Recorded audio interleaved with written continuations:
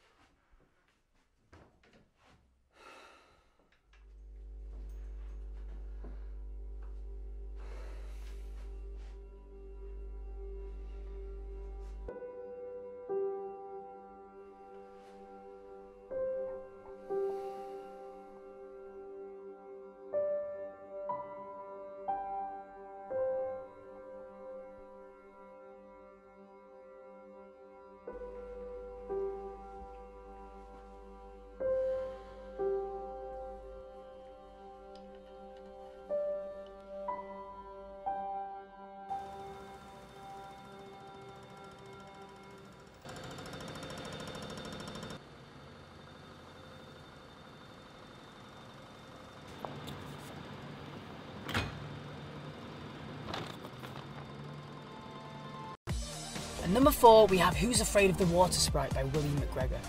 This short film is a graceful look at the nature of fairy tales. There's a lack of solid storyline and it can be hard to follow at times as some of the story is subtitled. However, the cinematography is beautiful and the camera work has been really well done, which creates a really stylish look to the film. There's a massive plot twist at the end which makes the film definitely worth a watch. E ni potrebe da bežiš pred menoj.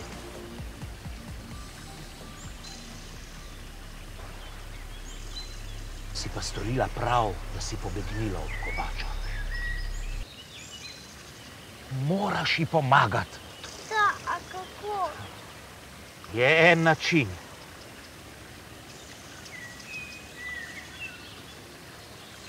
Saj ji hočeš pomagati. Kako? Ne vem. Mislim, da si še premlada. Ni veliko, kar lahko storiš, da bi ji pomagala. Če tudi bi ji sledila.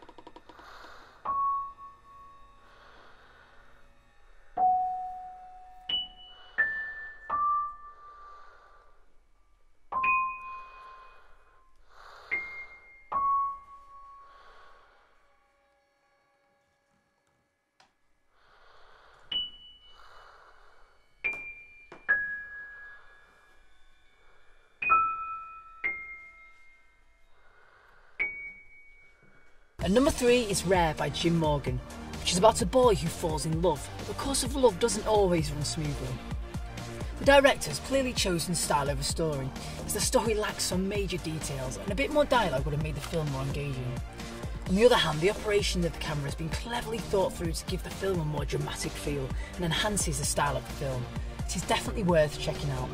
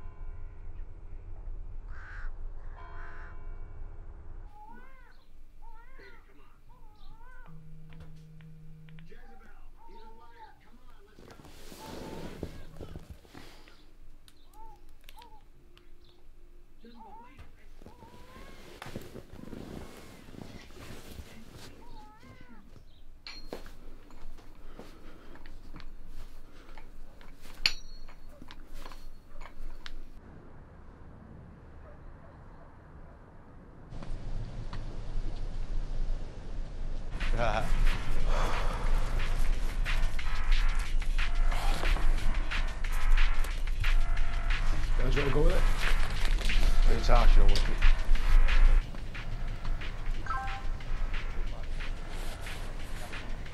Now, let's take a look at number 2, which is Dregs by Alix Austin. This is about a woman who's facing her demons whilst enjoying a hot chocolate in a cafe.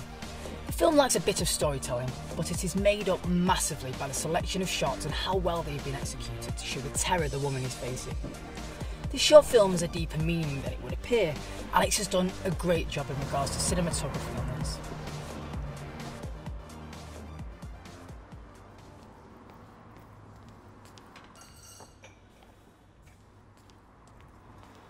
Hi, what can I get for you today? Can I have a hot chocolate, please? One hot chocolate coming right up. That's $2.70, please. Here you go. Thank you very much. So, how are you doing today? Yeah, good. Haven't seen you in here before. Yeah, no, I don't come here much. What is it you do? I'm a student.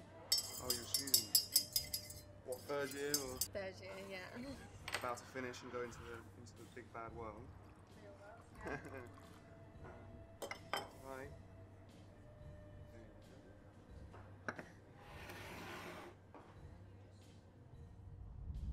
Once I finish this hot chocolate, I'm gonna kill myself. Enjoy.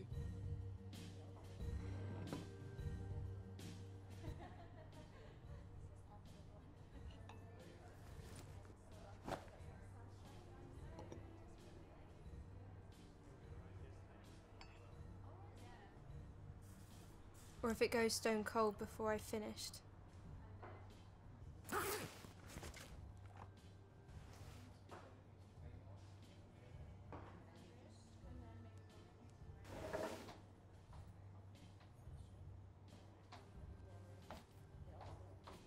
I won't go back on my word.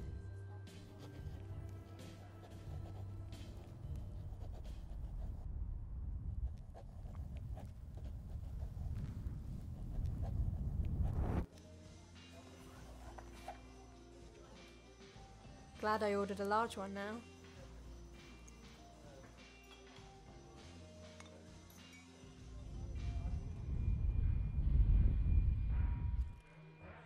After the break, we'll be showing this week's #1 short film.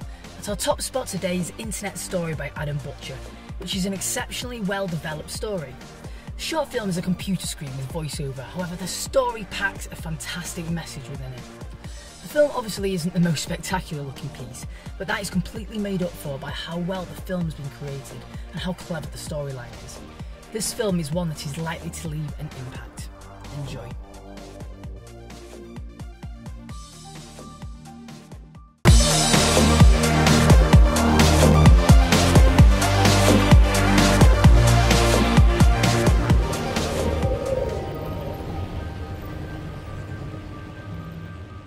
This is a true story about the internet. Please, don't go. It's also the story of a treasure map and a murder. And it's a story that I stumbled upon just as anyone else might. Let me show you. On the 22nd of April 2005, an entity going by the name of Al1 publishes a website claiming that he's buried £9,000 somewhere in the UK and that it's anyone's to find. I say he, as although the name could be short for Alexandra as much as Alan, or pronounced in a variety of other ways, we'll assume for convenience and, probability's sake that this particular user is male. So Al1 tells us we're racing to solve his clues and locate the treasure before anyone else. And his only link takes us to a kind of broken comic strip, lines of simple pictures, some of which are repeated and some of which aren't. At this point, the majority of viewers must have found that they could go no further. Not that many people were paying attention anyway. But one person at least was watching. And 3 weeks later, he begins a video diary that will show his attempts to track down the money. The man goes by the name of Fortress, a fairly active user of YouTube and other popular forums. Fortress explains that as he gets nearer the treasure, he'll be adding a video every step of the way. Yeah, any of you want to comment on, like, catching me up or whatever? No way. I'm always one step ahead, like, at least. So, if you'll allow the digression, solving Al1's puzzle is made much easier with some knowledge of an old folk story. Thanks to Chaucer, you may know it as the Pardoner's Tale.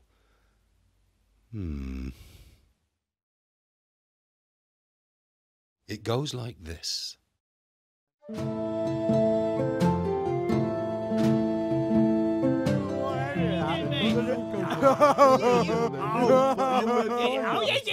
Hey, he's a friend of mine. Who killed him? Why, Death did. Oh, that guy again. Let's make an oath to find Death and kill him. Yeah! Hey, how come you ain't dead yet, old man? you a spy for Death? You're looking for Death? You'll find him over there. We should wait till sundown before we take this back. Go into town and get us some drinks. 3 drinks, Governor. Here, they're in bottles. Have you got any strong poison? So we get him when he comes back, and then our share will be even bigger. My old friend. The simple tale concludes that if you go looking for Death, you'll be sure to find it. Yeah, so I thought about it, and all these little pictures reminded me of some old kid's story. Couldn't find it. But what he'd realised was that each of the pictures on Al1's puzzle matched up to a specific moment in the tale. Put those moments in order and you can start building an alphabet, with the first scene standing for A and the last scene for Z. Then finally what you end up with is this. So that's where I'm going next. Clearly I'm a genius, so you better give me 5 stars. And yeah, stay tuned. Of course, very few people were tuned at all to Fortress's video, ignored as it must have been by the usual searchers. Still, this did not discourage him, and 4 days later he delivers another chapter. Okay, so the yellow house is some bar. Yeah, there's a tree. Maybe an oak tree. Oak tree. Ah! Sweet.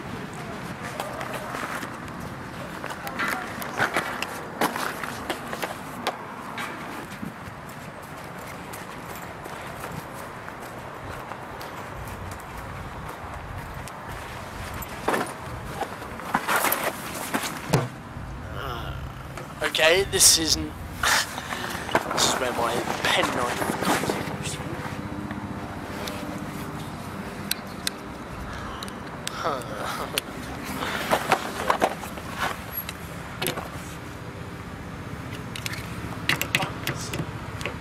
Easy.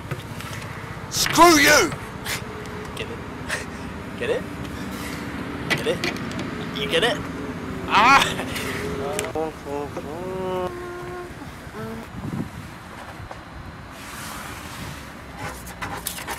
Oh no, wasn't expecting the money just yet.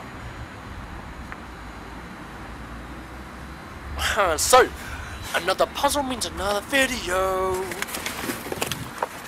On the third video, Fortress is home again and allows us a closer look. It's a passage from the original text of the Pardoner's Tale, in which the old man directs the three revellers towards the forest. Okay, so if you look at the puzzle and you skip the crap, you get the actual clue. See that oak, over there ye shall find him, there in the house on the beached whale's tail.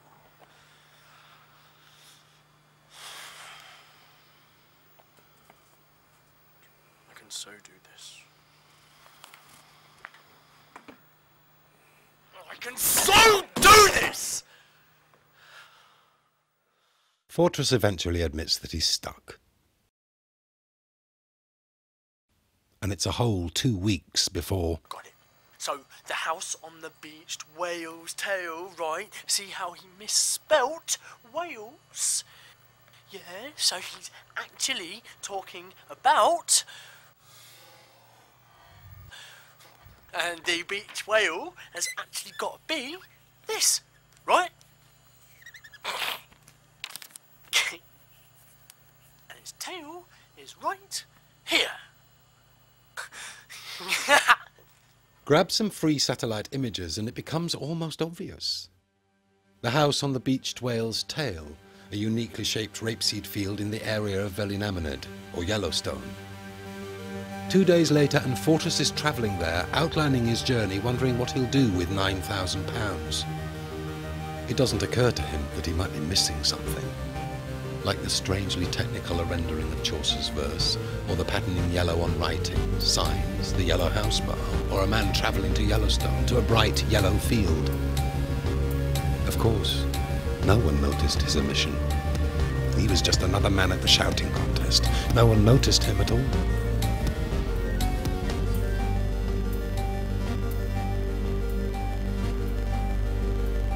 If you ignore everything but the yellow letters, another message appears.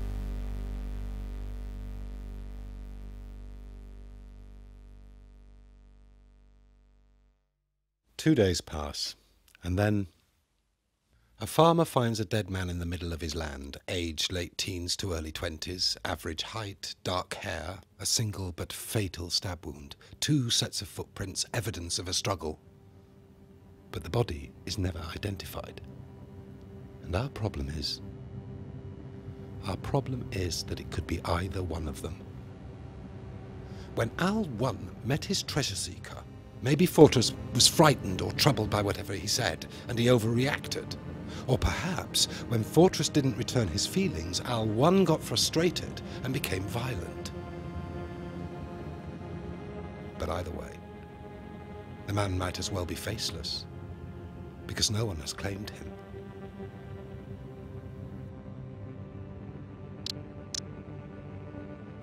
Sometimes we just don't realize what we're looking for.